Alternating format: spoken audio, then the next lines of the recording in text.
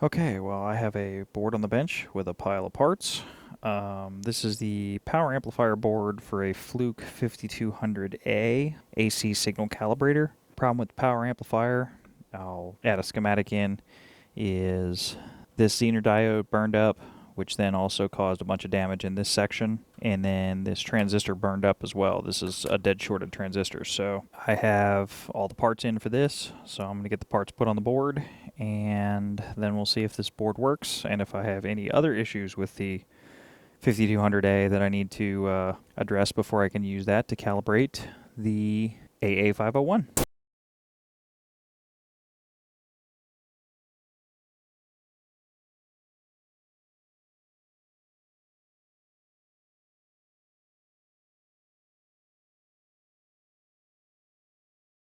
Okay, I've got all the affected areas of the board repaired. New CR12, which is a 140 volt Zener. Some resistors that got burned up. This one, and then that small metal film also got burned up. This transistor tested okay. This, which is out of frame, this transistor was shorted. So I also got him replaced. That was a generic 2N3906, just a generic PNP transistor. So I got him replaced, the Zener replaced, the resistors over here replaced, and I'm ready to put the board back into the unit and see if there is any smoke. Okay, I have the isolated power supply, variac, and current limit hooked up. I have the current limit set for 2 amps, so 4 light bulbs. I also have a current meter watching current going into the device, so I get a measurement on that. I have a voltmeter hooked up on the test points to check bias. The oscillator board is out, is disconnected. The power amplifier board is in, but disconnected. Make sure that's seated correctly before I turn it on. Yeah, that's in. I think we're ready to turn it on and see if there's any excitement. Okay, I have not turned it on after the board repair, so everything was cold, no high voltage or anything was on it. First time it gets turned on.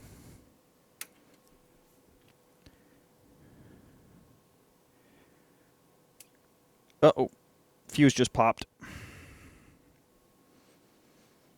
Something's burning. I can smell it. But I'm still drawing. Oh yeah, no, I'm shorted. I'm drawing 1.2 amps. So the fuse didn't actually go. Something has burned out and caused the unit to shut down. Let me pop out. Let me let it discharge. I'll pop out that power board again and see what's going on. I know the problem's going to be in that power board. I bet you when I pull that out, it'll start back up again. Okay, I have the oscillator board hooked back in. The power board is back out. I did notice I had a bias voltage of about 4 volts. It should have been plus minus a half. So there's definitely something unbalanced in that in the high voltage card. So I'll have to dig into that a little bit more. But let's see if the instrument just goes back to normal.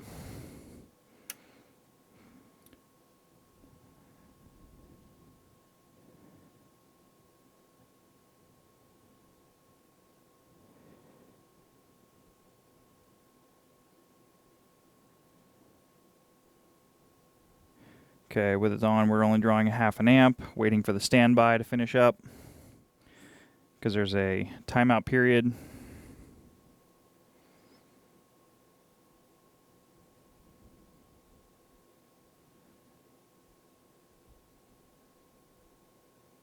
Standby just came on. Let's see if it'll go to operate.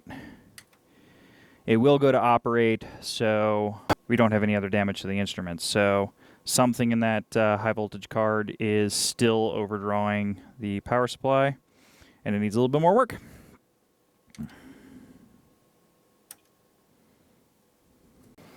Okay, this is continuing troubleshooting process of the 5200A. This is the power supply schematic, finding out that it was still overloading the power supply. I checked a couple of the larger pass elements, and I found 4 more transistors that had a problem. Q26 and Q24 were mildly leaky, so I replaced those with a exact replacement.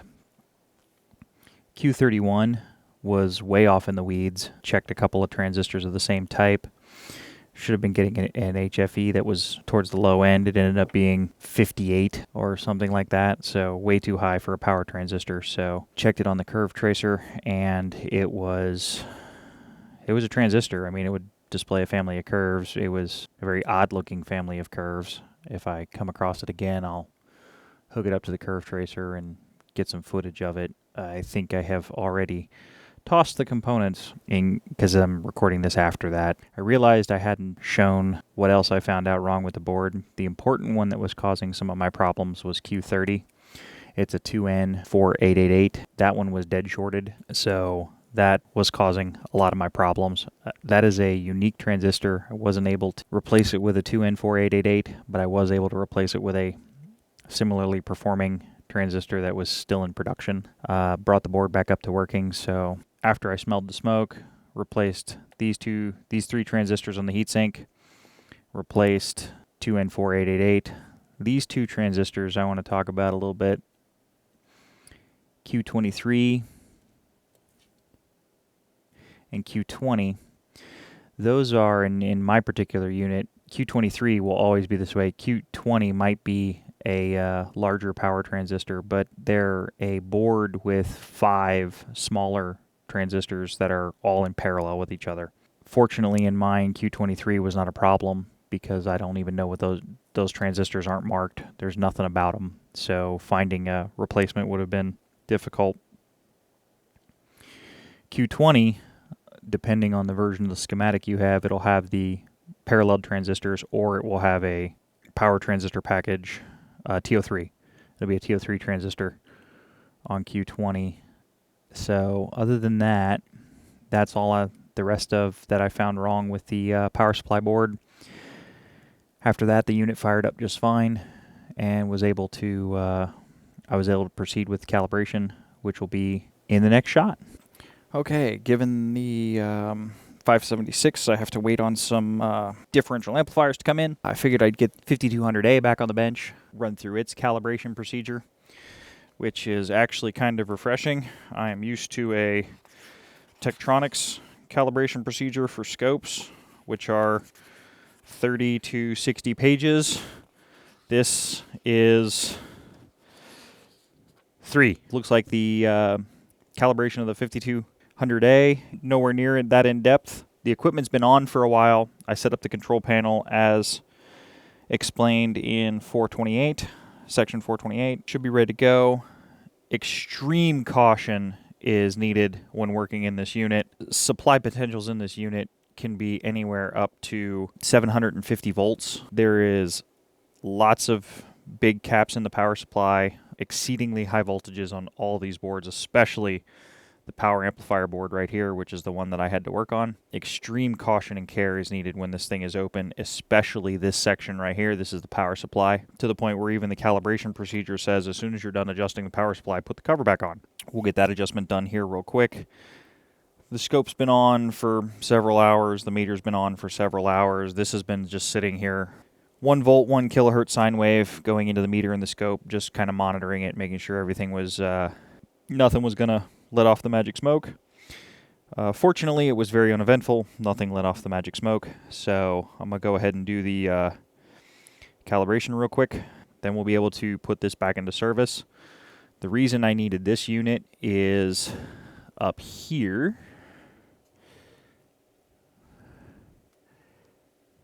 Right here. Sorry about the angle. I have a AA501 distortion analyzer. These are some signal sources, 2 SG505s and a SG502 and 2 SG502s. So this is going to be for repairing and testing amplifiers and things like that, but I need to get this 501 calibrated. It doesn't do DC, only does AC. 5200, so I can do the AC calibration on this as well as the 505s. The 5200 will also let me check in these meters. Stay, don't fall. So let me check in these meters so I can work on some various things. These are not my high precision meters. One of the reasons I use so many of these meters is I've found myself working on lots of multi-rail power supplies, so I can hook a bunch of meters up, and I can just watch all the power rails at the same time. It just makes troubleshooting easier. My high precision meter, or at least the highest precision meter in the lab at the moment, is this guy, and he's what we're going to be using to do the calibration on this thing. 6.5 digit Keithley. We'll get back to the device, zoom out a little bit, and let me get the meter leads hooked up, and then I'll be right back. Okay, I've got meter hooked up. TP5 and TP8 are on the back side of the first regulator board, and I need to adjust R32, I think. Yeah, I need to adjust R32 for a DMM reading of 15.00 volts plus minus 0.1. We are off just a touch. We'll zoom in over to the meter real quick.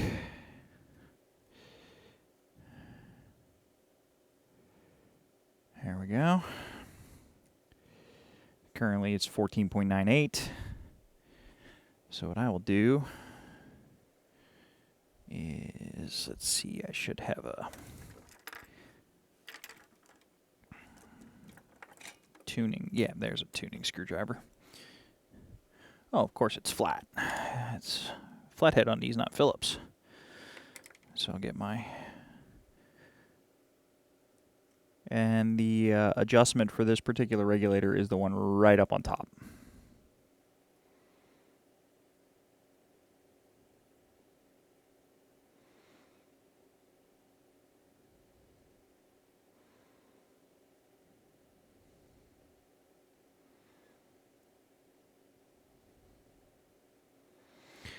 All right, so 15.002. Let me slow down the meter a little bit.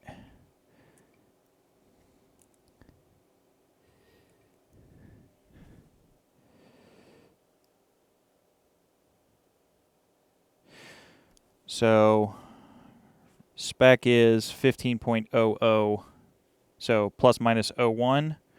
We're at 0.0, and the 3's actually stable. So I'm going to call that a good regulator. So let us see.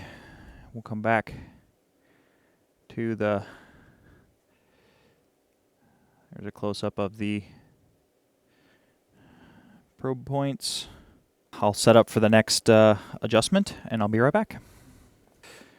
Okay, I had to leave the red lead or black lead, low lead on the regulator board, move the red lead to test point 3, which is way back here. The reading is negative 190 volts. That section of the board has plus minus 190 volt supplies just exposed on the pins. When I moved the leads, I actually had the unit shut off. Turn it back on. I'm letting it warm up again. But I need to make sure that I have at least 185 volts DC. If I don't have 185 volts DC, I have to readjust R32 to get 185 volts DC. We needed a reading of 185. We have 188, almost 189. And the way this meter reads is kind of funny. It's point, but then it's kilovolt scale, so everything's multiplied by 1,000. If the error is 20% or greater on this supply, the plus 190 is defective.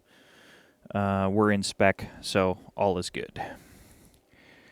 So I will set up for the amplifier bias calibration, which, if everybody is following along, is 4-65. Okay, we have TP4 and TP5 hooked up. They are all the way back there on the power amplifier board. I need to adjust the bias control, which is right in here. Focus. Come on. Which is right in here. Let me get a screwdriver real quick, and I'll adjust the bias. I'm looking for a bias reading between 3.4 and 3.6 volts.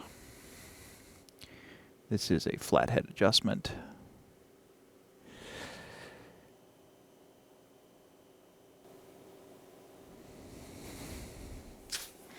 Now this adjustment's floating around a little bit, so I'm coming back to it every once in a while. Watching it on the meter right now, but it's drifting up. So as it's drifting up a little bit, I'm backing it back down. Here's the meter, 3.4. I'm trying to hit 3.5.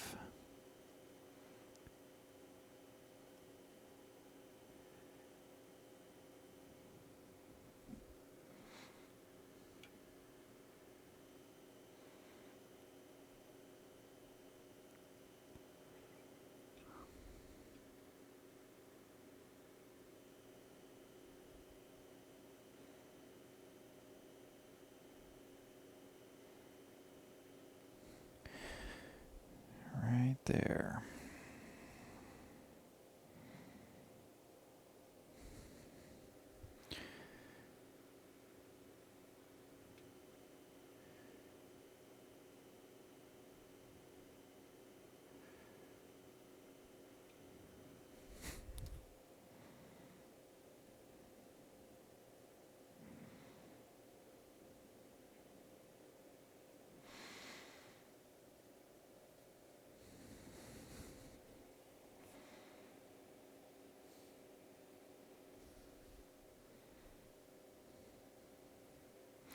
Drifted up just a little bit, so I'm going to set it at 4.9.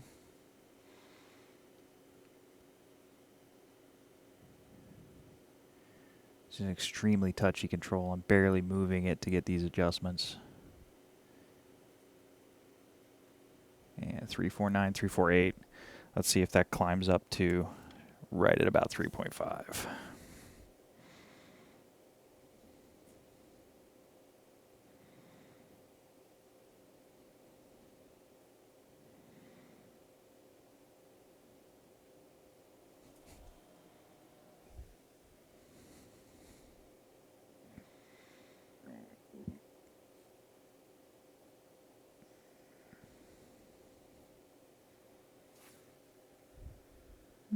Went down a little bit.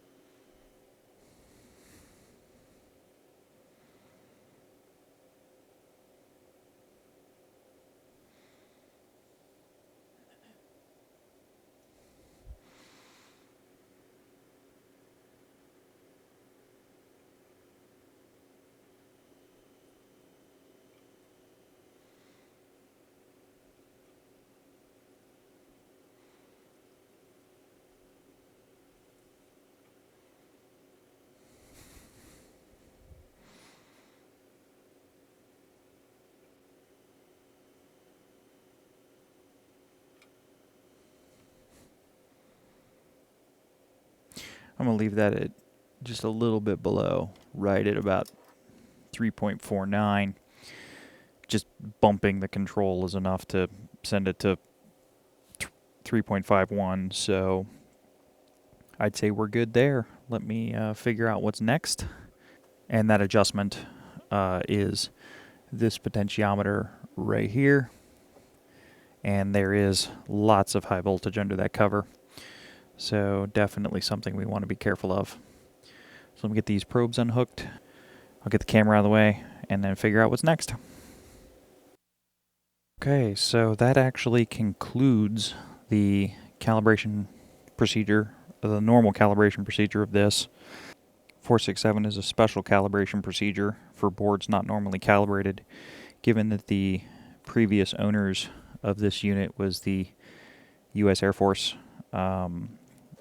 I don't think any of the other boards have been adjusted, and given the failure that happened with it, I don't think I need to do any of the other adjustments. So what I'm going to do is I'll button this back up, I'll put the covers back on it, let it sit on the bench, let it run, and then I will run it through its performance check, and as long as everything checks out into spec, this one will go in the rack and be ready for service and calibrating some other equipment. So, but I think this one's done, so I'll let it run and we'll see what happens. Thanks for stopping by the lab. This concludes the repair of the Fluke 5200A. This is the final shot of what's left of the negative 190 volt supply section. A couple of big power transistors, the 140 volt Zener, some high gain transistors, drive transistors for the negative 190 volt supply, but this is all the parts that needed to be replaced to get that back up and working. This resistor is actually split in half. Both of those transistors are shot. This resistor is pretty burned up. That got burned in half. This is the Zener diode that turned into nothing but carbon. The pass elements, the power transistors, they didn't look so bad, but they got pretty leaky as checked on transistor tester. So that's all the parts that needed to be replaced. I got off pretty lucky on this unit. Wasn't in bad shape, and everything's now all up and running again. So the first thing that this job, once it passes its performance tests, is going to be used for is calibrating my AA501. So that'll actually probably be next up on the bench. So thanks a lot and have a good day.